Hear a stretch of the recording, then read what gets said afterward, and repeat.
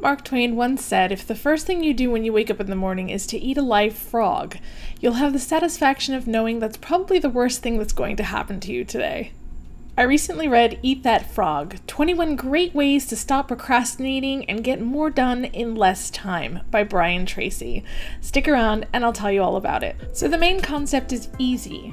That thing that you've been avoiding, that thing that feels heavy on your shoulders, that thing that's causing you dread that you just don't want to do, that feels so big, do it first.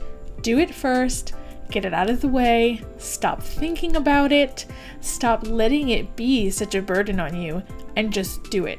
Eat that frog. In addition, the first rule states if you have 2 frogs, eat the ugliest one first. Start with the biggest, hardest, and most important tasks first and begin immediately and continue. Once you've tackled that big, horrible, ugly frog, you will feel lighter, you'll feel more confident, and it will make you want to do more. Some of the other things that the book suggests, which some people might consider common sense, is to plan every day in advance. Proper prior planning prevents poor performance. The book also talks about the 10-90 rule, that you should spend 10% of the time working on something planning and then 90% of the time working on it. There's also the 80-20 rule, also known as the Pareto principle. So 20% of your tasks should be 80% of your results. Brian suggests resisting the temptation to clear up small things. The amount of time required to complete an important job is often the same amount of time required to complete an unimportant job. And whether we're talking about frogs or elephants, how do you eat one? Piece by piece. So when starting a new project, if it's something that intimidates you, just start, because all those mind monkeys jumping around in our head that's telling us to put it off, to wait, that you don't know enough, that you're not sure, it's just gonna get in the way.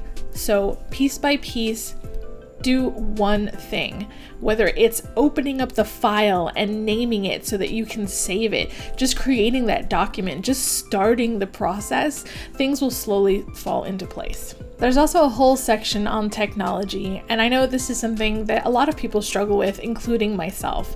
So while technology can be great and social media is awesome because we can connect with other people, it can be very distracting. So if you find that you end up on Facebook more often than working on the tasks at hand, don't sign in.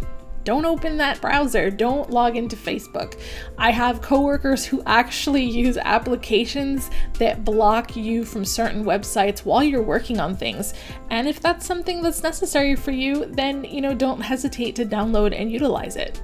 Well, I don't want to give away everything that's in the book, but it was a short read, it was entertaining, and while some of it was common sense, sometimes it's nice to hear it over again. Procrastinating is something we all do from time to time over different things. So what do you procrastinate most about? Please let me know in the comments below.